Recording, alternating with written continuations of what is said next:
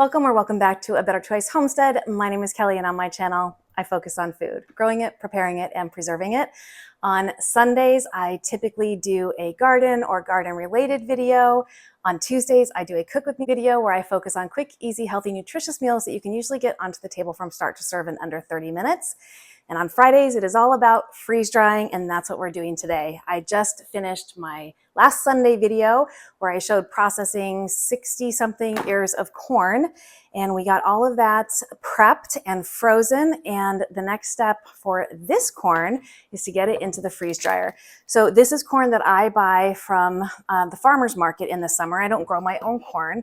And this is fresh, picked probably the night or very, very early morning before I purchase it. I go early in the morning and get it while it's still fresh, and then I get to processing it, which really helps lock in all of that amazing flavor.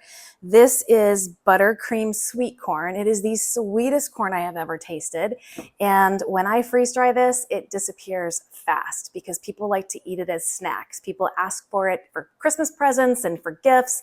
It is amazing. So I like to try to get freeze dried as much as possible because I never have any left to put into long-term storage. I did not do all of my summer corn yet this year. I didn't have enough time to do, I usually try to do about 130, 140 ears of corn. So I still have another whole session to do, but this is a good start. So freeze dryer's ready. These are frozen. Let's get freeze drying. All right, all I have to do is load the trays. I've done corn now for, I think 3 years, and mine always gets dry with a 10-hour extra dry cycle. That's what we're going with.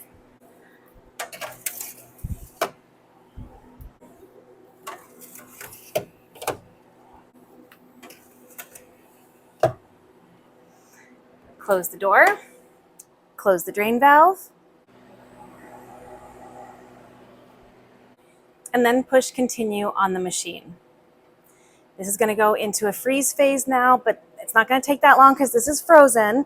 Then it is going to sublimate, where it's going to extract all of the moisture from the food in its gas state, bypassing the liquid state, which is what keeps the food cell walls from collapsing, which is why the food doesn't change in size or shape. It's going to trap that moisture on the inside of the drum in the form of gas, but that will turn to ice. And then it's going to go into a dry cycle and then an extended dry cycle. So I will just bring you back when we're done, and then we'll get this packaged up and I'll talk through some of the ways I use this, including eating it just as it is. 39 hours and this corn should be done. It actually went off at 32 hours, but I was asleep when that happened. So I just threw some more hours on it and went about my day. And now we're going to open this and see if they are dry. I think they will be, but we're going to test. In order to do that, I have to open the drain valve.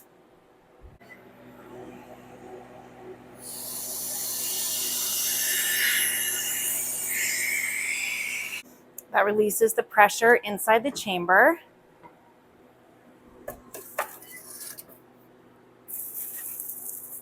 Oh yeah, those feel nice and dry. Let's get this into the kitchen, give these a little taste, and get them packaged up. All right, I'm gonna try to get most of these into glass. I do have some Mylar bags here just in case, but this, usually I can get 2 trays into a 1-gallon jar. These are half-gallon, so I'm hoping it will fit in these glass. These are both half-gallon jars. They're just different styles. This one I just recently picked up in a box of 6 from Azure Standard. This is their brand. I haven't used that before. These are the jars I usually get from Azure Standard. This plus the 1-gallon jar, but they're out of these and it says out long term, especially on the 1-gallon. So I switched, and we're just going to have to switch the way that I've organized my shelves. So what I'm going to do first is put a little bit of this corn into a cup so we can get that rehydrated. That's going to be super simple. But I also wanted to give this corn a try. I mentioned that this is super sweet corn that I get locally here. And I did do a video on pressure canning this as well as blanching it and freezing it. And then the freeze dryer trays were part of that video, putting that together. So if you'd like to see how I did all of that, I can post that right up here. And that is about half of the amount of corn I usually do for the year. And that was, I think, 65 ears. So next weekend, I'm going to be getting more corn and doing more corn. But let's give this a try. Oh my goodness. Yeah, that is an amazing snack. So sweet, a little bit of a crunch, super good. Well, let's go ahead and get these packaged up. I'm going to get a little bit of water in here to help rehydrate this. And I'm going to use warm water from the kettle. I just think it works a little faster with warm water. Plus, it's better tasting if the corn is warm versus cold. Now, because this is a fruit or a vegetable, it's only going to draw in as much water as it took out. So you don't have to worry about oversaturating this. If you do add too much water, you'll just drain the water off. If you didn't add enough water, you're just going to have to add a little bit more.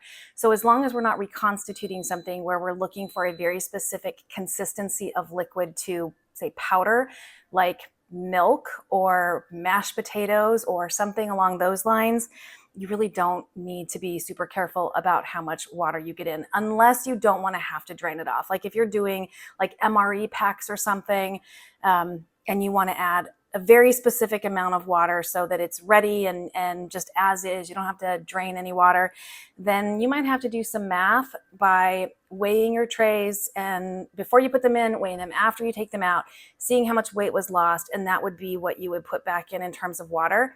I used to do that when I first got my freeze dryer, but it didn't always work. It wasn't a reliable way of doing things, so I just stopped, and this works fine for me. All right, so we're going to get these into some jars. I'm going to start with the smaller jars, although they're both half-gallon, and I'm going to use my big funnel that I got from freezedryingsupplies.com because it makes it super easy to just slide entire trays into small spaces.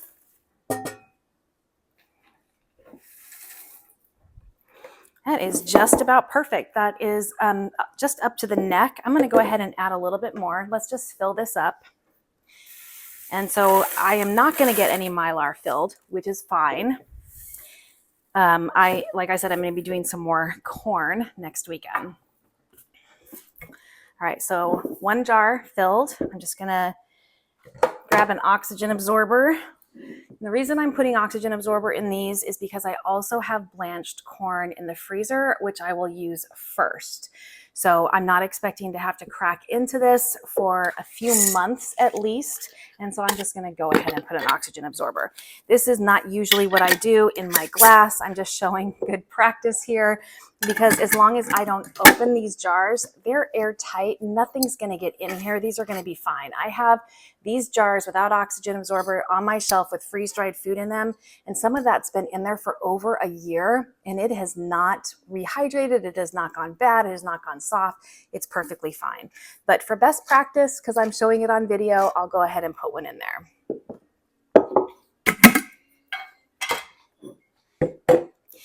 I always do the oxygen absorber if it goes in Mylar, because that's longer term storage for me. Again, or if you're new to this channel, my glass is my paycheck, so to speak, meaning this is what I'm going to use in the near term as needed. And Mylar is my savings account, what I'm going to be using in the long term. And in my case, that's for later in life. I'm, close to retirement age, and I want to make sure that I have available to me some really good, highly nutritious food, just in case I can't grow it myself and I don't grow corn currently, or in case it's not available for one reason or another, if I can't afford it for one reason or another, or another reason I do it is if I am out of work for long term. That has happened to me multiple times because I have had, I think, just under 20 major surgeries, some of which have taken me out for upwards of 6 months at a time. And I don't know about you, but the disability payments that you get, they don't even pay the grocery bill, let alone the bills. So this is peace of mind for me, and especially the Mylar. So if I ever have to have another one of those surgeries, and I know that I will, I just have to embrace that. I know I've got food to eat for as long as it takes for me to recover and be working again. So the glass is my paycheck, near-term use. The Mylar bags are my savings account for long-term use. Doesn't look like I'm going to get any into Mylar today, but that's okay because I'm not done. I'm going to do one more round of corn. All right, now these newer jars.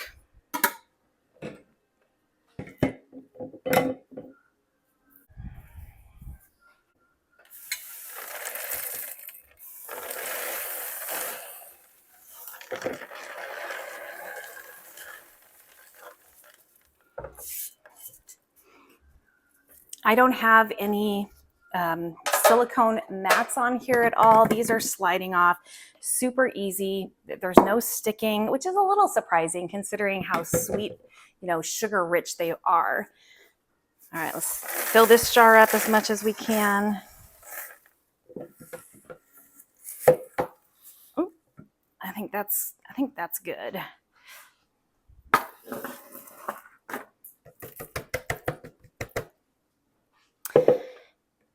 Put it in an oxygen absorber. Sorry if it, looks kind of jumbled in here. I work with limited space in this kitchen. This house was not made for somebody who spends most of their time in the kitchen, but this is not my forever house. I do plan on buying a homestead in the near future, and that kitchen will be functional for me.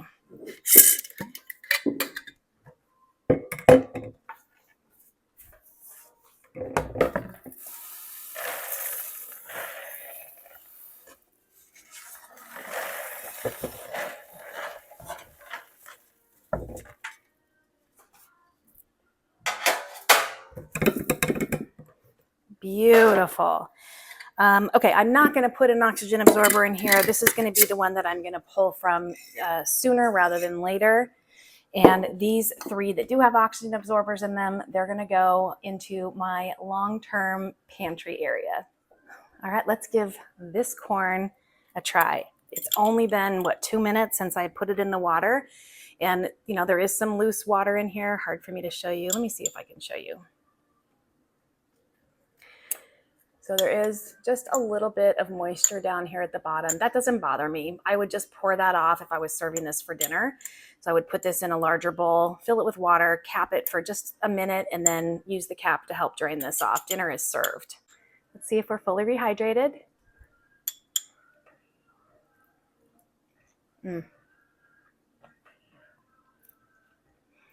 It tastes just like it did when I blanched it the other day. You definitely want to blanch corn before you freeze dry it because there are enzymes in it that will keep aging the corn. It's going to degrade the nutrients, the color, and the texture over time. But you can kill those enzymes by blanching it for 4 minutes. So if you have local corn that is in season right now at your farmer's market, at your grocery store, I highly recommend getting it. And if you have a freeze dryer, getting it into the freeze dryer. It's super easy to get it off the cob and to blanch the kernels, or to blanch the whole cobs, let them cool, and then cut the kernels off. Get them into your freezer, pre-freeze them, get them onto freeze dryer trays, and you have farm fresh corn all winter long. And that corn can be used for so many different things. You can pull this out, just like I just showed. You can just rehydrate it with a little bit of water and you have a side dish. You can grab a handful of this and you can throw it into a soup. You can throw it into a white bean chicken chili.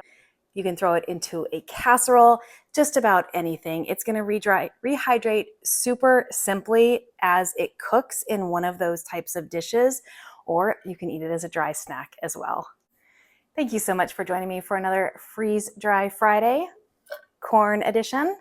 My name is Kelly. You're at A Better Choice Homestead, and I do hope you come back and visit again soon.